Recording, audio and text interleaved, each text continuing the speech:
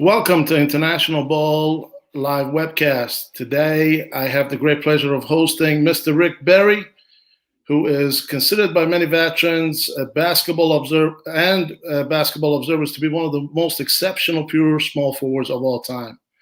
As a result of his scoring prowess, uncanny court vision, knowledge, and execution of team defense principles, tenacious and demanding will to win, and unorthodox but accurate underhanded free throw shooting, Rick is an exceptional player. Mr. Barry is one of the only few elite players who altered the games without losing effectiveness. He broke into the professional ranks as a rebounder, an all-purpose points machine before he morphed into primary ball distributor and lethal perimeter threat. In several seasons during his career, Rick was the only forward to be top 10 in assists. Named one of the 50 greatest player in the history by the NBA, and was the only player to lead in NCAA, ABA, and NBA in the scoring and individual season. In 1987, Barry was inducted to Naismith Memorial Basketball Hall of Fame. Alongside with him, also, we have his son, Kenyon Barry, who is a free agent, 6'6", 210 pound, 26 years old shooting guard. He went to College of Charleston, got his Bachelor's of Science degree in physics, and then later transferred to University of Florida, working on his master's degree in nuclear engineering in 2018, played professionally in Iowa of the NBA G League and Wilpas Viking Finland, and MCIT born of Czech Republic, as well as NBL China. In 2019, he was 3-on-3 World Cup USA team, which he led his team in scoring in 4 of the 7 games and winning the gold medal, going undefeated. Gentlemen, thanks for being here. Great to have you on. How are you? Thank you, Tom. Appreciate that very much. Yeah. And Kenyon, just so you know, he's on the Olympic qualifying team for USA 3x3 national team that'll be taking place because of COVID. It was postponed. It was supposed to be in India last March and this past March, and now it's going to be end of May, I think, in Austria. So he's getting ready for that as well. And I guess with the COVID, maybe my son doesn't get haircuts. I don't know what the deal is. Neither did I, so that makes both of us. We're quarantined in Toronto, Canada, also. So it's one of those times, and so it shall pass. Sir, gentlemen, like I looked at your profile, Kenyon. I mean, you're a tremendous player. Tell us a little bit about yourself and your career starting from college. Yeah, I mean, you kind of touched on a lot of it in your great introduction. So I finished up my college career at the University of Florida. We had a great Elite 8 run, which was super fun, and then played summer league with the Knicks. Went overseas my first year, played all over Finland, Czech Republic, China. Came back. Decided to do the NBA G League for a couple of years. I've been with the Timberwolves organization. I've done summer league with them. Just went to a little training camp bubble with the Timberwolves. And then, as you hit on, have kind of started to transition to the 3-on-3 game a little bit. Was fortunate enough to get selected on the USA World Cup team in Amsterdam. And it was the first time that the US men's team has actually won gold in 3-on-3. So that was a big honor. And my dad mentioned now that we're still getting together to start training for the Olympic qualifying tournament next May. And if we place top 3 in that, then I think we have a good chance of doing well in Tokyo in 2021. Wow, this is great. Just the privilege of playing for a country in Olympics. It's amazing. You're a free agent right now, and then last you played was, I believe, during the time with your NBA G League Iowa Wolves. How was your experience there, and what kind of role did you take on? It's been good. The G League is one of those leagues where it's different because I think it's one of the most talented leagues in the world. But a lot of times, sometimes the basketball isn't the best brand of basketball. because everyone in the G League wants to get out of the G League. You know, you're in a unique situation where the players are trying to make it to the NBA, the coaching staff is trying to make it to the NBA, the referees are trying to make it to the NBA, which makes for an interesting dynamic. Last year, I was with the Iowa Wolves, again, the Timberwolves organization, and I actually broke my leg in about the second or third game of the season. So rehabbed most of the season, missed at least half the games, and finally started to get back into the swing of things towards the end of the year. But, you know, I've enjoyed my time in the G League. I've learned a lot. It kind of teaches you how to be a pro and really control what you can control. You know, a lot of times you'll have the assignment guys coming down or two-way players, and just with the structure of the G League, you know, they need to get their minutes and they need to play. And that's what the whole purpose of the G League is for. So you really have to be mentally tough to be able to just say, all right, you know, tonight I might not play because they sent down a Timberwolves player in my position, but then the next night, you know, I could be starting and have to play 35 minutes. So it's really taught me how to kind of focus on controlling what you can control, always giving your best effort when you're on the court. And, you know, this upcoming year, we'll see what happens. Everything's still in limbo with COVID, but as of right now, I think they still have my G League rights. So if I do decide to go back to the G League, I'd probably still be in Iowa, you know, barring any crazy trades or anything. And then, as we touched on, looking forward to getting together with the USA Basketball and that great organization, and getting together with my teammates and hopefully start training for some 3-on-3. I understand you played the shooting guard position while you were employed with Iowa Wolves. Are there any other positions that you were asked to play during the time that you were with the team? Yeah, absolutely. Again, that's another part of the G League is a lot of times, you know, you got to play a position that you might not be your natural position at. But again, it's good. It's all basketball. It's teaching you how to play in different areas of the floor. So I've played, you know, anything from 1 to 2 to 3 to 4 in the G League, probably not center, but, you know, just depending on the game, injuries, who's down, who's up with the Timberwolves, you know, your roles can change a lot. So the G League is an exciting brand of basketball where you got to be ready to play all over the court. Mr. Berry, what is you're an excellent talent evaluator. I mean, I'm so humble and privileged to speak with you here alongside with Kenyon. What is your opinion about Kenyon's game in terms of the talent he has? Well, first of all, call me Rick, okay? And let's what people have to understand who are listening to this. I am an extremely honest person. And when I talk about my boys, and I've been blessed to have 5 of them all have Division I college scholarships and all play professionally, I don't talk about them as a father. I'm talking about them as someone who knows the game of basketball. Kenyon is an exceptionally good basketball player, and if given the opportunity, like the one time I think that he really was given the freedom to do the kind of things that he can do was when he played over in China, and he averaged 30 points a game, shooting 60 from twos, 40 from threes, and 90 from the free throw line, as well as dishing and handling the ball and running an offense at times. And so if people really took a look and he saw and saw what he's capable of doing, and even in some of the G League games, I mean, you know, one of the coaches told me that he loved him, but, you know, he had to play the other people who were the two-way guys, but he still wanted to have him on the floor because of his intelligence and understanding the game. But in 2 games all season, in his first season there, he had 15 shots in one game and 18 in another. That's the most shots he had in any 2 games all season long. And in those 2 games, he averaged 25 points a game. And so if you know basketball and you understand it, the rest of the time, he only averaged 7 shots a game. But when he had 7 shots a game, he averaged double figures. That's not easy to do. It's very difficult, especially when you don't have a lot of plays to run for you. You don't have the ball in your hands very often. But he's very intelligent, understands weak side help and defense. He's exceptional moving without the ball. He has a great first step getting to the basket, and he can finish. I wish I had his athleticism. I mean, at one point, he was measured with a 40-inch vertical. I mean, I only dreamed about a 40-inch vertical. So I'd imagine you wish you had Brent's. Brent's the same way. Brent's an unbelievable athlete as well. And so Brent probably had a little more flair with his passing and stuff, but Kenyon can do that stuff as well. But Brent was very, very exceptional passer, and he didn't really have an opportunity to do a lot of that during his career. And you just have to make the most of the situation that you're in. And a lot of times in life, it's not what you know, it's who you know, but it's also timing, being in the right place at the right time. So far for him, as far as NBA is concerned, it hasn't been the right place or the right time, but he had an experience that I wish I had had. He had an opportunity to stand on a platform with the national anthem being played, with a gold medal around his neck, a USA flag draped over him, and hearing the national anthem plays and watching that flag raise up. That's very special, winning a world championship.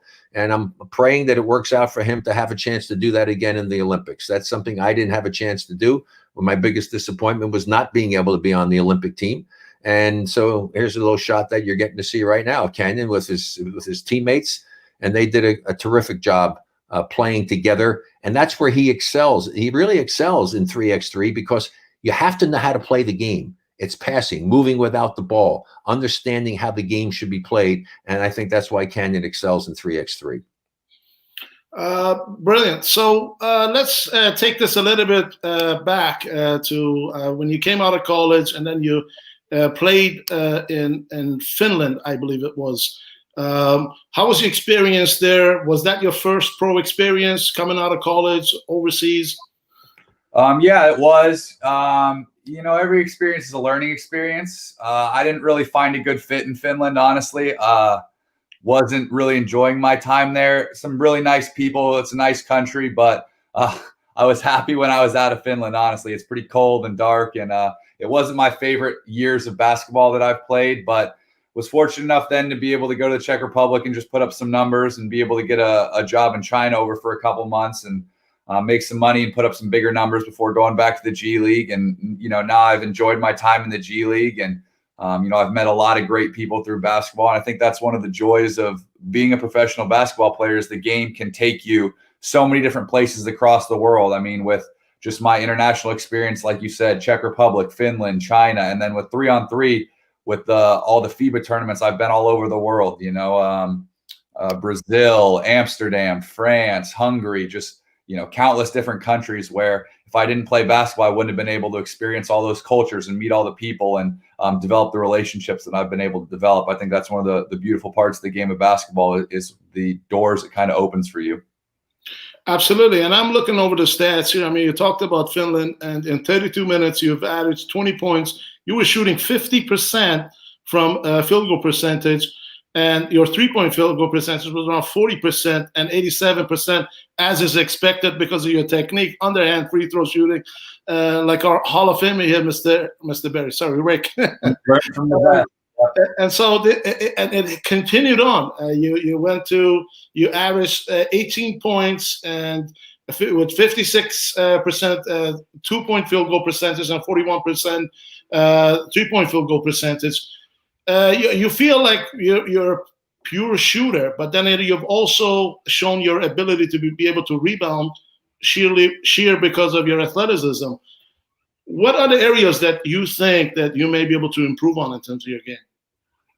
For sure. I think one of the things that I would like to continue to improve on is like coming off pick and rolls and really handling the ball more. I know my dad is a big proponent of me being involved in ball screens. He, is a proud father, and I love how supportive he is of me. And just kind of when I was in China and overseas in Europe, you're fortunate because of the Americans, you're asked to kind of shoulder a lot of the scoring load and you're involved in a lot of the offense. And then, when you come to the G League, it's very situational based. The NBA is such a 3-and-D league that at my size, I'm kind of stuck in that role where, you got to play great defense. You got to be able to knock down shots from the corner off the lift when there's ball screen action. So, I really enjoy the 3-on-3 aspect side of things in terms of that, because it's one of those games where you have to be able to do everything like you're talking about. You got to be able to handle the ball. You got to be a good passer. You have to be able to move without the ball. You have to be able to read the defense. You have to be able to guard. And when there's only 3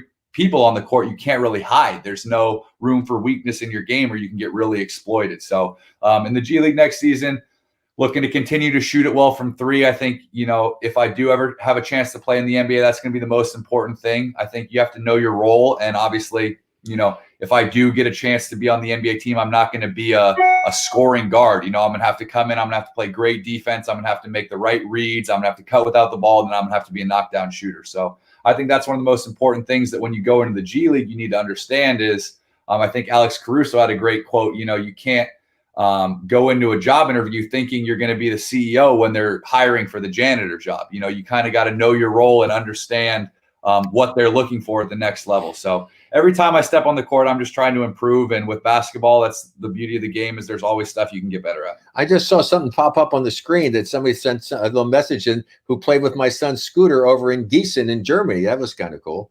Yes, indeed. Tom Johnson is actually one of the international Bulls, not only coach, but also a talent evaluator overseas. So it's a small world out there sometimes on the internet. Yeah, sure. Rick, what is Canyon's upside here? I mean, where do you see him? Well, I think somebody could steal him in the NBA, but it is one of those things. I mean, for him, you've got players who are on your bench and they're not going to play a lot of minutes and stuff, but you want to have people who understand the game that you never have to worry about, who, if we're put into the game, are going to be smart enough to know how to play the game the right way. And certainly he's incredibly intelligent. I mean, he's got a master's in nuclear engineering. It speaks for itself. But he really knows the game and understands the concept of the game. The thing I like about Canyon the most when I watch him play, and I just love watching him play. I'm begging him to keep working at it so he plays for another 10 years so I can at least watch him and bring all that joy to me. But is that when he makes a mistake, I watch him very closely, obviously, and he knows that he made a mistake. There's players who play and do things, and it seems like they just go down the court and they do their things. Canyon, I can see, is really, he's disappointed and upset with himself because he knows he did something that he should not have done. And it's nice to see a player who is, like I was, is hard on yourself and does not appreciate making mistakes. And so that's what I love about him. And again, he'd be great, great talking to other kids, great in the community. But if given the opportunity to play, he can play. I mean, he really knows how to play, and he's versatile. He can play 1, 2, or 3. I mean, NBA probably 1 and 2 because the guys are so big. No, probably 2 and 3. But I'm not talking about being the point guard. I'm talking about being the one. In other words, that if he got a rebound, he could take it up the floor. He can create and start something for his team, and he can do that if given the opportunity. But that's not something that he's had much of an opportunity to do here when he's played in the United States. Well, so what is what is his game like defensively? Hey, listen. Tell me, who do I say? Who gave you? Who helped make you a really good defensive player? Coach Doug Wojcik from Charleston, my first college head coach. He did it. He is an unbelievable defensive coach, and really kind of, I think, taught me a lot on defense. And then Earl Grant too was a great defensive coach. And then obviously I went to Florida with Mike White, and I think we had one of the top rated defenses in Florida. So I was fortunate enough to have 3 college coaches who really did stress the importance of defense. And just, we played a lot of man-to-man in all the places, which I think is important, just learning the principles the right way. And then, obviously I grew up in a basketball family, so I was very fortunate at a young age to be coached by one of the greatest of all time. And just kind of had a natural feel for the game and understood positioning. And then with his coaching and my mom's coaching, it just kind of became second nature, where now I kind of pride myself on being in the right spot at the right time defensively. And I mean, even my G League coach this year, I think, was pleasantly surprised with my individual defense as well. So I think I'm a good defensive player, and I have confidence in my defense. And,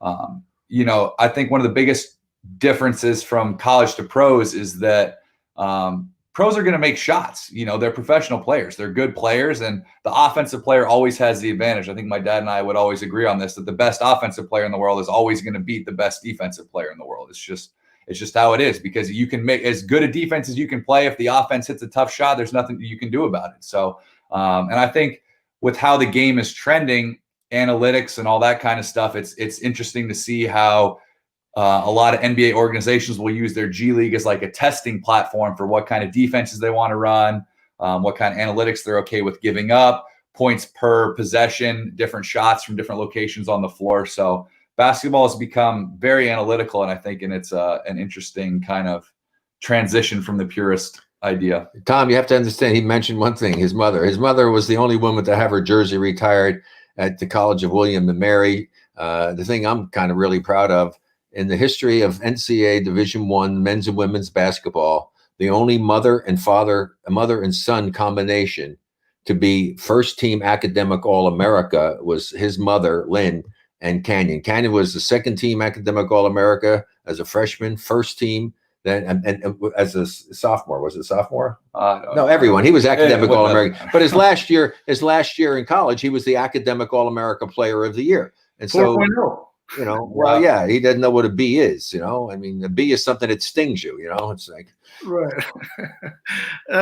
It's fantastic. I'd love to host everyone in your family on a live webcast. And discuss it. Just for me as a student of the game, I'm just learning, and it's just a platform to be able to have basketball conversations. So you also played other sports, Kenan, when earlier in your childhood. What are some of your sports, and how well do you feel that those help shape your game today? And why did you play those sports?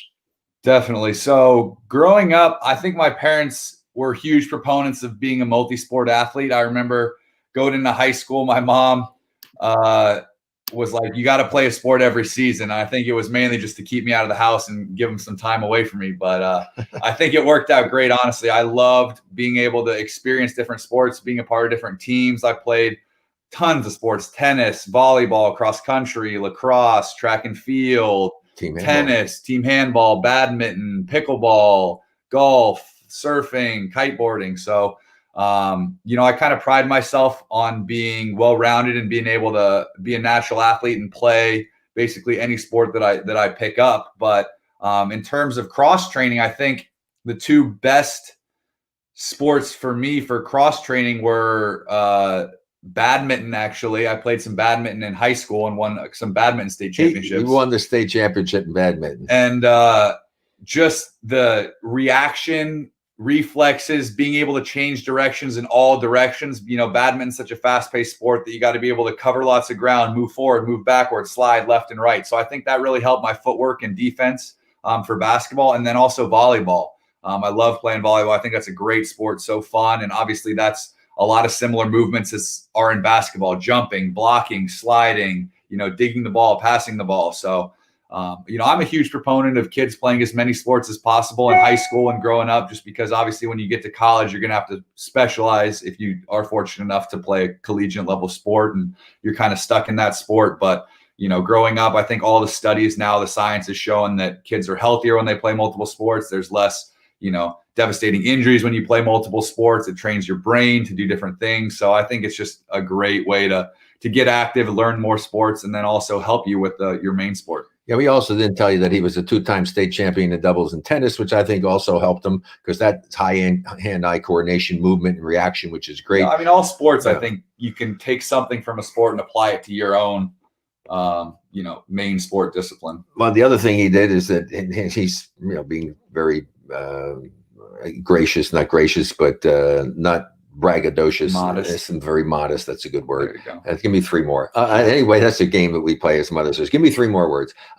He actually, if the Olympics had gotten accepted to have him in Chicago, he was actually on the development team for team handball and would have had a chance to possibly be an Olympian in team handball. That's a lot like basketball, except you don't dribble the ball. And when he played in elementary school, I mean, he was really good in team handball. He just dominated. He was unbelievable. Kenny, go ahead and give your pitch to a future coach, a general manager that's potentially watching this, and why should they pick you? Internationally speaking. Yeah, I mean, I know I can play at the NBA level. Obviously, all of my brothers most of my brothers have been able to do it. They've all played professional basketball. My dad's done it. So I understand what it takes to be a pro. First and foremost, I love the game. I'm willing to put the work in. I love being in the gym. Secondly, you're never going to have any off-court issues with me. I'm a good kid. I'm a great locker room player. Understand team dynamics, will always be there to help lift guys up.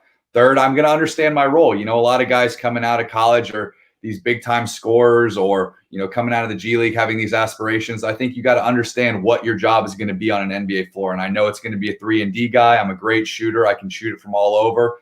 And then, like my dad said, I know the game well. High IQ, high basketball IQ. I'm going to help the offense flow. I'm never going to be selfish, play great defense. And, hopefully one day I do get the chance, and I'm just going to keep working on my game and stay ready when the opportunity arises. Rick, my mentor, I had the privilege and the honor to learn a great deal from your basketball. I went to school in Maine. So, watching the Celtics, it was like during your broadcasting days, for me, it was like I had notebook writing. But as a talent evaluator, I mean, tell us about why to our international audience, some of the intangibles, some of the inside intel that you have on Canyon here. Well, I think he expressed himself exceptionally well, like he usually does, being the intelligent young man that he is. But I think if I had to have players, when you have 10, 12, 15 players on your team, I want 10, 12, 15 players like him. People who really understand the game, who have a natural feel for the game. Canyon has a natural feel for the game. My wife and I saw that when he was played in his first basketball game in the 4th grade at the Y. He was running down the court. His teammate threw a ball to him, and it was really cool because as the ball came, he just took it and just tipped it forward to his teammate. You can't teach something like that. I never said anything. My wife and I looked at each other and said, okay, he's got it. He's got that natural feel for the game. He's got great court awareness. As I mentioned earlier, he's exceptional moving without the basketball. He's got a great first step. He can finish because he can, dunk the ball. He'll pass it off and create things. Plays unselfishly. You as a coach, you couldn't ask for a better team player who doesn't have a glaring weakness. He really doesn't. He's not like really deficient in any one area. He's very good in all areas, but he's exceptional in the areas I just mentioned. And as far as even shooting, he's been showing he's been a 40% three-point shooter. I mean, 40% three-point shooting is really good. That's exceptional shooting. Absolutely. And free throws. He's got up to 90%. So can't forget the free throws. I don't think I've ever been fully 90. I think I'm always 88. You were 90 in China. You were 90 in China, 88, 87. As long as you're in the 80s, you're good, right? Well, high 80s. Yeah, it's even better. Genetics. High 80s is even better. Yeah. So that's the one thing I could probably still beat him at, maybe his free throw shooting. Speaking of free throws, Kenny, you ever get critique from the fans when you played abroad? Great story. He's got a great story for that. It's awesome. We want to hear it. I mean, you're always going to catch some flack for it. I think the one my dad's talking about was in high school. We were playing a game, and I missed a free throw, and the crowd started chanting that I was adopted. So, but it's one of those things where it's different, and people naturally gravitate towards what's different, for good or for bad. So, there's always going to be a tension around it. There's not many people doing it, so it's unique. But at the end of the day, like my dad and I always say, if you make your free throws, the crowd can't say anything. It's. Well, I remember the first time when he was doing it in high school. So it was a road game, and he was shooting the free throws, and I saw some of the people, and I go, What was that? Because a lot of these people didn't see me play, right? And they had no idea what it was. At the end of the game, his team had a big lead. The other team had to start fouling to try to get back at the game. And they're yelling out, foul 24, foul 24. They wanted to watch him shooting free throws. It was hysterical. Wow. Well, gentlemen, thanks so much for doing this. Really enjoyed our time together. I'd love to invite you to back for many more. And Rick, I'd love to have you for roundtable discussions. If you're available, I'm going to bother you on this one. well, let's get back to me. It depends on my schedule and everything. And hopefully some of the people who listen and watch there, and one of the coaches out there would want to have somebody that would be very, very, very fortunate to be able to have him on their basketball team, because there's no doubt in my mind he would help him make the team a better basketball team. He'd be a great addition to any team. Yes, indeed. Thanks again, gentlemen. Take care. Bye. Take care. Enjoy the holidays, everyone. God bless. God bless.